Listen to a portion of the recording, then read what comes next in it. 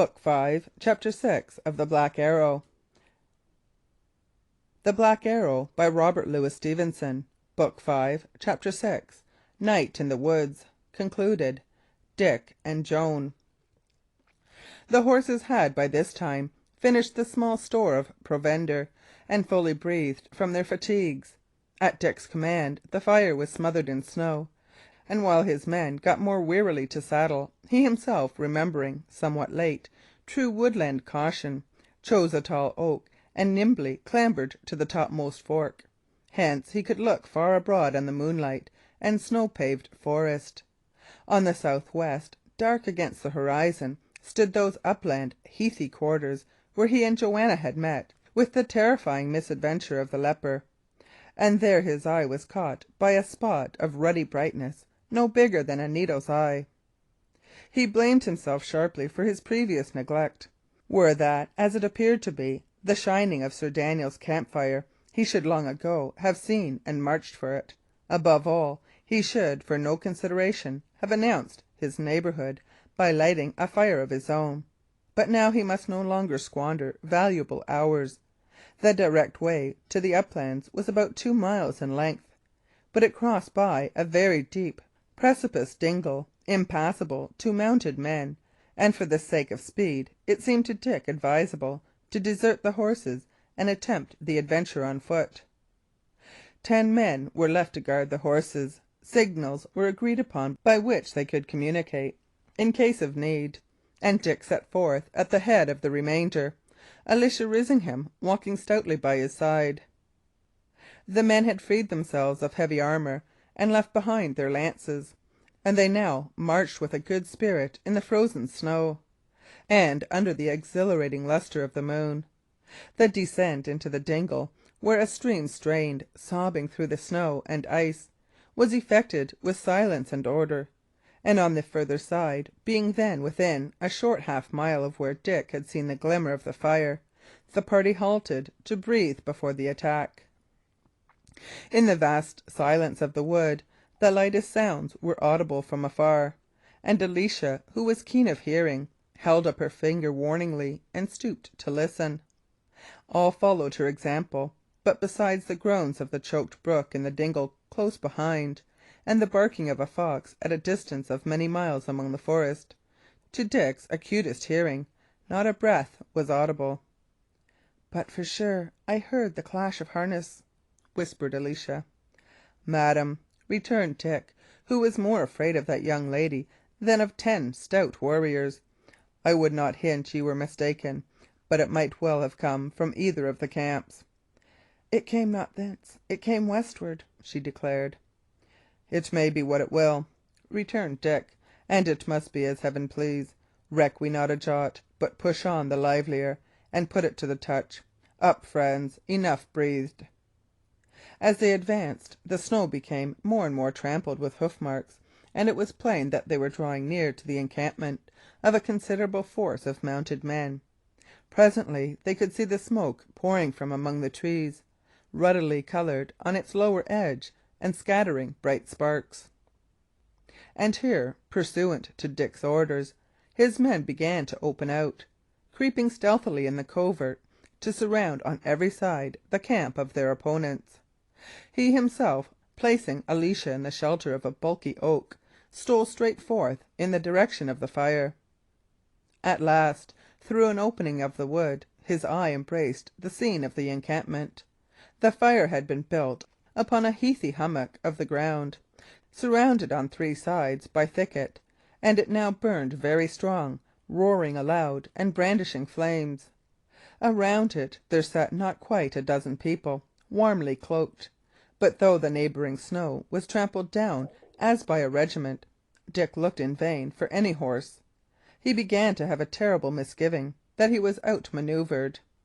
At the same time, in a tall man with a steel sallet, who was spreading his hands before the blaze, he recognised his old friend and still kindly enemy, Bennet Hatch; and in 2 others, sitting a little back, he made out, even in their male disguise, Joanna Sedley and Sir Daniel's wife.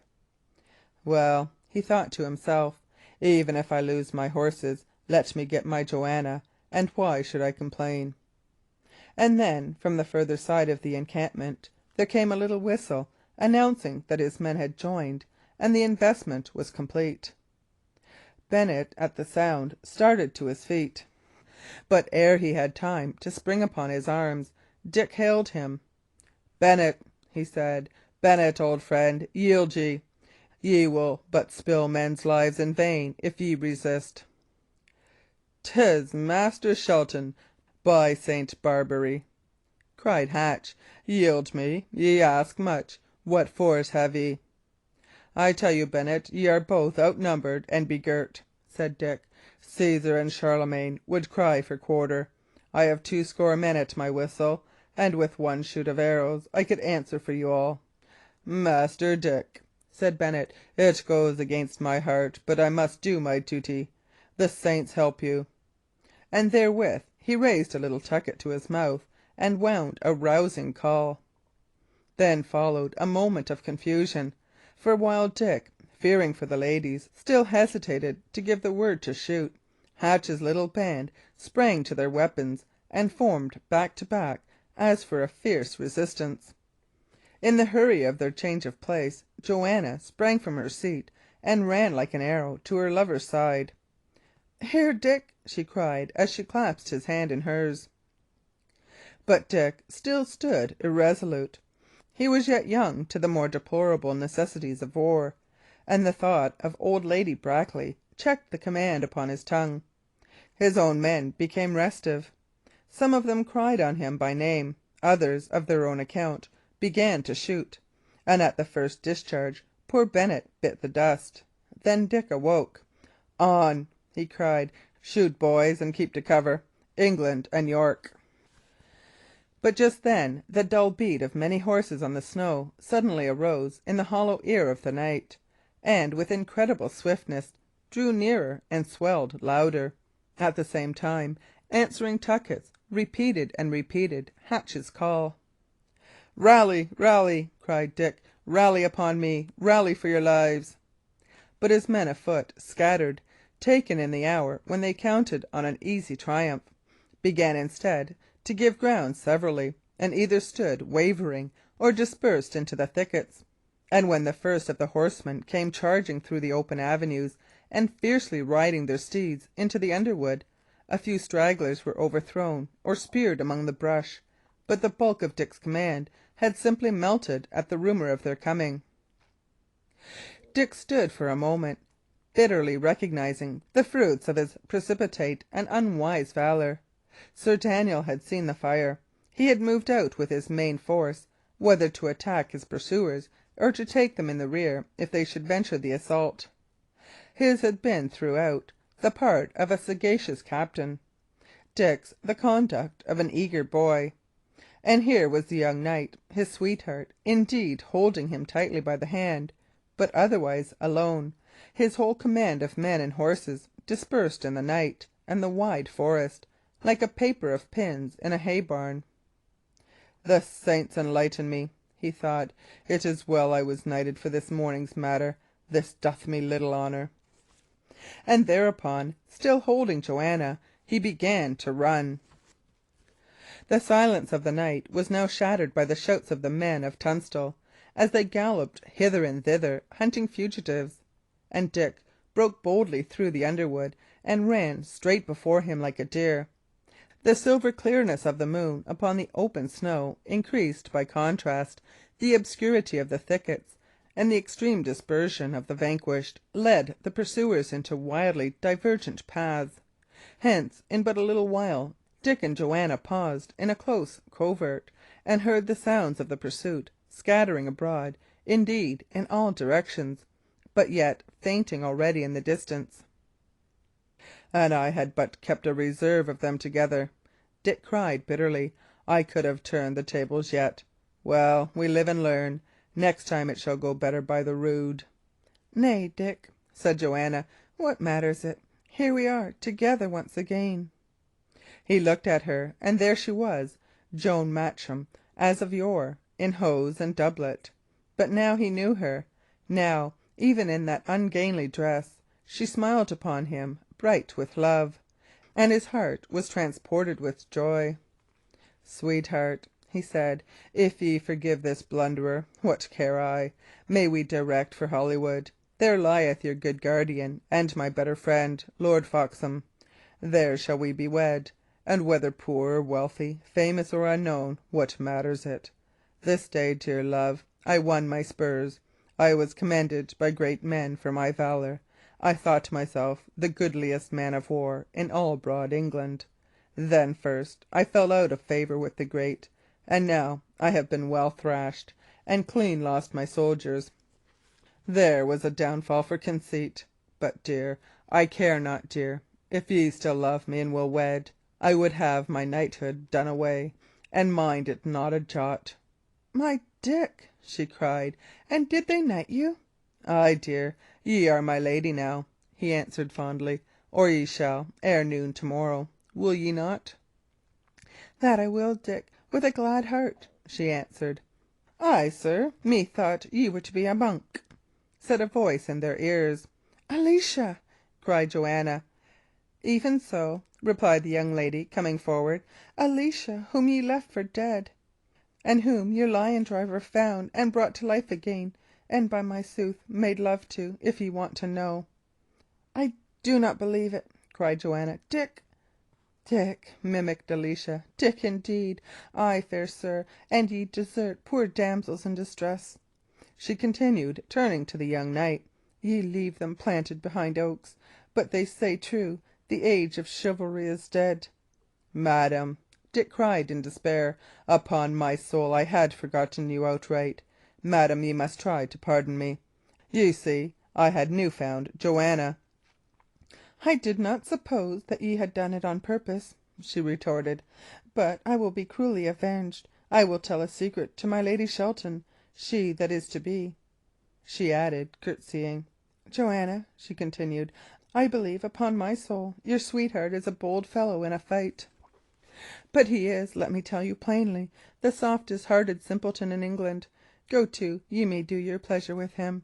And now, fool children, first kiss me, either one of you, for luck and kindness, and then kiss each other just 1 minute by the glass, and not 1 second longer, and then let us all three set forth for Holywood as fast as we can stir, for these woods, methinks, are full of peril and exceeding cold."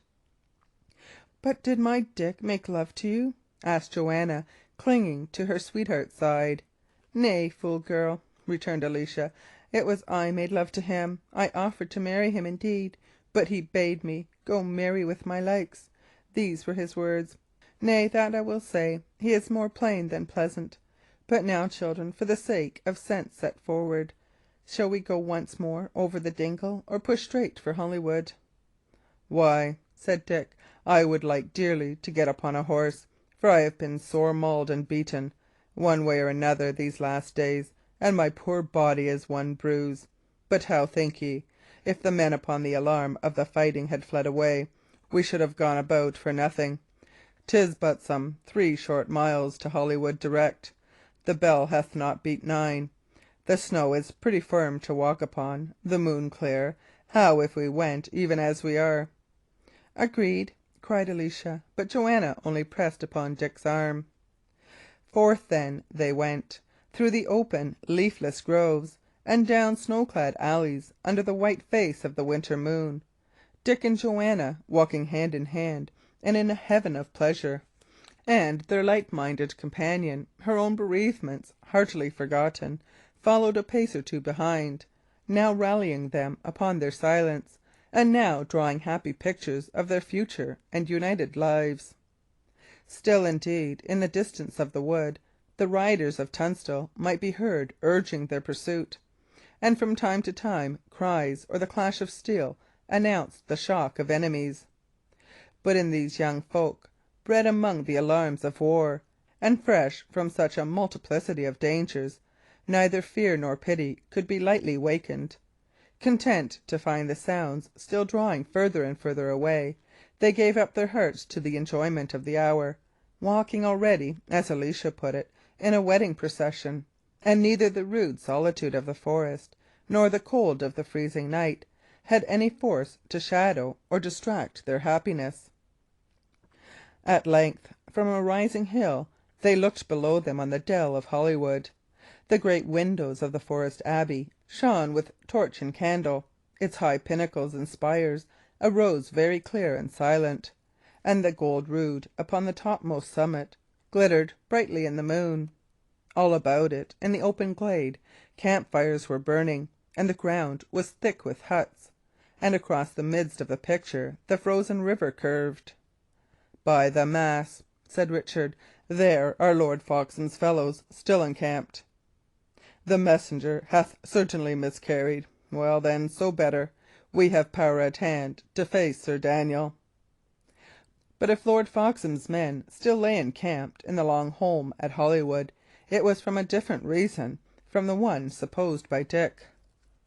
They had marched indeed for Shoreby, but ere they were half way thither, a second messenger met them, and bade them return to their morning's camp, to bar the road against Lancastrian fugitives, and to be so much nearer to the main army of York.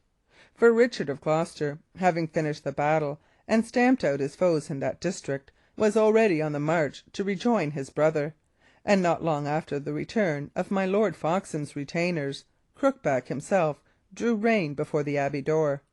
It was in honour of this august visitor that the windows shone with lights; and at the hour of Dick's arrival with his sweetheart and her friend, the whole ducal party was being entertained in the refectory with the splendour of that powerful and luxurious monastery.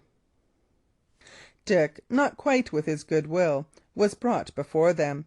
Gloucester, sick with fatigue, sat leaning upon one hand, his white and terrifying countenance. Lord Foxham, half recovered from his wound, was in a place of honour on his left. "How, sir," asked Richard, "have ye brought me Sir Daniel's head?" "My lord Duke," replied Dick, stoutly enough, but with a qualm at heart, "I have not even the good fortune to return with my command. I have been, so please your grace, well beaten." "I gave you 50 lances, sir," he said. "My lord Duke, I had but 50 men at arms," replied the young knight. "How is this?" asked Gloucester. "He did ask me 50 lances." "May it please your grace," replied Catesby smoothly, "for a pursuit we gave him but the horsemen." "It is well," replied Richard, adding, "Shelton, ye may go." "Stay," said Lord Foxham. "This young man likewise had a charge from me. It may be he hath better speed. Say, Master Shelton, have ye found the maid?" "I praise the saints, my lord," said Dick. "She is in this house." "Is it even so? Well, then, my lord the duke," resumed Lord Foxham, "with your good will, to morrow, before the army march, I do propose a marriage. This young squire—" "Young knight," interrupted Catesby. "Say ye so, Sir William?" cried Lord Foxham. "I did myself, and for good service, dub him knight," said Gloucester. "He hath twice manfully served me. It is not valour of hands, it is a man's mind of iron that he lacks. He will not rise, Lord Foxham. 'Tis a fellow that will fight indeed bravely in a melee, but hath a capon's heart. Howbeit, if he is to marry, marry him in the name of Mary, and be done." "Nay, he is a brave lad, I know it," said Lord Foxham. "Content ye, then, Sir Richard. I have compounded this affair with Master Hamley, and to morrow ye shall wed." Whereupon Dick judged it prudent to withdraw; but he was not yet clear of the refectory when a man, but newly alighted at the gate, came running 4 stairs at a bound, and, brushing through the abbey servants, threw himself on one knee before the duke. "Victory, my lord!" he cried.